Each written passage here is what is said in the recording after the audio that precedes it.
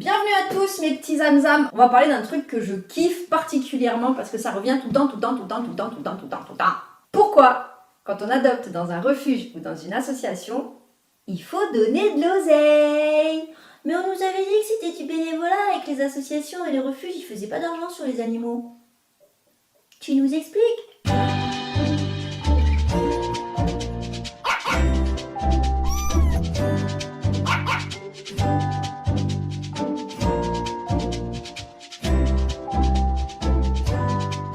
Mais parce qu'on vous a menti depuis le début, on crée des assos, on gagne du pognon et dans 10 ans, on se barre vivre à Tahiti. Fin de l'histoire, merci. Évidemment que non, et pourtant je sais qu'il y a beaucoup d'entre vous qui pensent encore ça et qui ne comprennent pas. Pourquoi, quand on va adopter dans une asso, on se retrouve à devoir verser des sous au moment de l'adoption? Alors on a l'impression qu'on vous a racketté parce que vous repartez avec un petit air un peu mitigé entre je suis super contente parce que j'ai fait une bonne action et j'ai un nouveau meilleur ami, et partagé entre le putain j'ai l'impression que je viens de me faire couiller de 150 balles. Eh bien oui, on va l'expliquer très simplement, c'est que les assos et les refuges en fait font des frais pour les animaux, c'est un truc de fou. Et oui, quand vous allez adopter votre animal, vous allez le récupérer stérilisé ou castré, si c'est un petit garçon. Vous allez le récupérer avec ses primo-vaccins, donc ce sera à vous de faire les seconds, mais en tout cas les primos seront faits. Vous allez les récupérer après qu'ils aient été vus par un vétérinaire et qui aura remis un certificat de bonne santé, qui attestera donc de sa bonne santé. Je préfère répéter. Et il sera évidemment identifié puisque c'est une obligation. Il faut savoir que la stérilisation n'est pas une obligation et d'ailleurs vous retrouverez certainement des refuges où des animaux sont mis à l'adoption moyennant vraiment une petite participation uniquement pour l'identification et la vaccination. Mais très honnêtement, vu tous les animaux qui sont abandonnés, vu tous ceux qui naissent et qui prolifèrent parce qu'on ne fait pas stériliser son chat, sa chatte, ou qu'on devient éleveur du dimanche et que donc on décide de faire une portée à sa chienne parce que sinon on m'a dit qu'après elle allait avoir des problèmes. Ok, on en reparlera dans une autre vidéo. Il est quand même vraiment plus judicieux de prendre un animal déjà stérilisé ou de se promettre et de promettre à l'association ou au refuge que vous le ferez stériliser. Donc, les frais qui vous sont demandés, ce n'est pas du tout pour faire de l'argent, puisque, je le rappelle, une association telle que les associations de protection et de défense des animaux sont des associations à but non lucratif.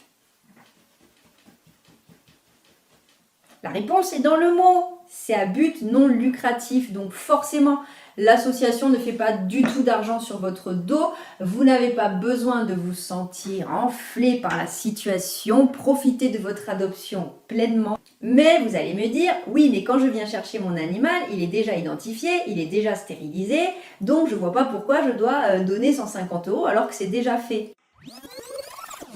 On rembobine un petit peu ses neurones, on secoue sa chevelure magnifique et on réfléchit. La stérilisation et l'identification de l'animal que vous allez adopter a déjà été faite grâce à l'argent donné par un autre adoptant venu adopter un autre animal auparavant. Et oui, et votre argent, on dirait Jamy.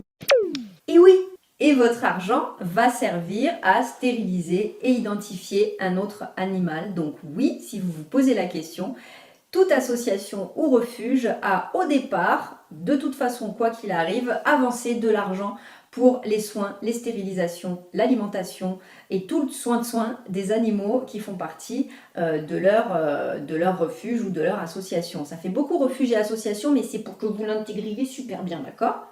Et pourquoi les associations font des cagnottes parfois pour le soin de certains animaux? C'est parce que ça coûte très cher et une association et un refuge ont très peu de trésorerie d'avance, vous vous en doutez. Et si vous ne le savez pas, je vous le dis. Encore une fois, tout est vérifiable auprès des associations pour lesquelles vous donnez, donc c'est très simple, hein.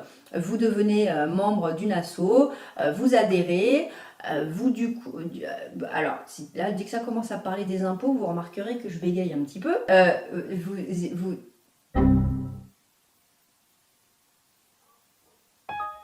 Vous déclarez ensuite lors de votre déclaration d'impôt que vous avez donné tant pour l'association et du coup ça vous fait gagner de l'oseille au lieu de les payer aux impôts, ben, au moins vous les aurez donnés à une association. Ça se réfléchit, ça c'est intéressant, donc il faut le faire. Donc tout ça est un système qui fonctionne assez bien.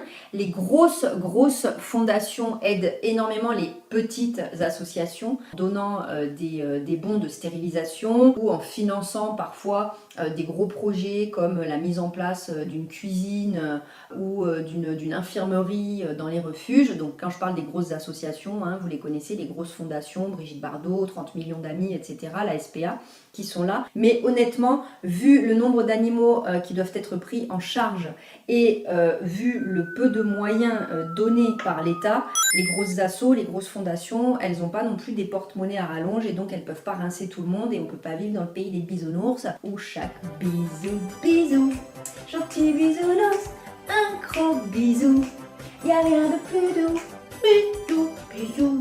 Je chante aussi. On entend, oui, les assos de protection animale, vous faites du blé sur le dos des gens, vous allez récupérer des animaux qui ont été maltraités et après vous les revendez. Une fois de plus, comme dans la première vidéo, je vous invite, je veux absolument que les gens voient par eux-mêmes. Je veux que vous alliez dans un refuge ou dans une association. Allez-y, même si c'est le samedi après-midi avec vos enfants. Dites que vous venez pour participer, pour aller faire la promenade des chiens ou pour vous occuper de la chatterie, aller faire des câlins à toutes ces petites boules de poils qui sont vraiment en manque d'amour et de câlins, malgré, encore une fois, je le redis, le travail extraordinaire des bénévoles dont je fais partie. Beaucoup de gens, ce que vous ne savez pas, c'est qu'on devient tous bénévoles dans la protection animale uniquement pour remplir notre ego.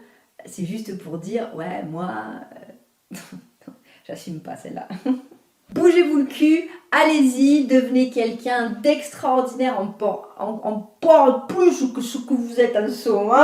Et puis on se retrouve très bientôt, toujours pareil, si vous avez des petites questions, vous n'hésitez pas dans les commentaires. Je vais commencer à vous parler de choses un petit peu plus matérielles, genre la litière à utiliser, pourquoi mon chat n'aime pas que les portes soient fermées. Mais pour ça, j'ai besoin de votre soutien, donc un petit clic pour s'abonner, un petit commentaire pour me dire ce que vous pensez, non pas de mes cheveux, s'il vous plaît, mais juste du sujet. Voilà, est-ce que vous êtes bénévole, vous aussi, dans une association ou dans un refuge? Est-ce que vous êtes peut-être famille d'accueil ou peut-être que vous êtes enquêteur maltraitance aussi, que vous aimeriez le devenir? Je me ferai un plaisir de répondre à toutes vos questions. Non pas sur votre avenir, mais sur les poilus. D'ici la prochaine vidéo, câlinez, papouillez, remplissez de bisous vos poilus, vos carapaces et vos emplumés. Parce que oui, je l'ai retenu. N'oubliez pas que pour eux, vous êtes la personne la plus importante du monde, la chose la plus essentielle à leurs yeux.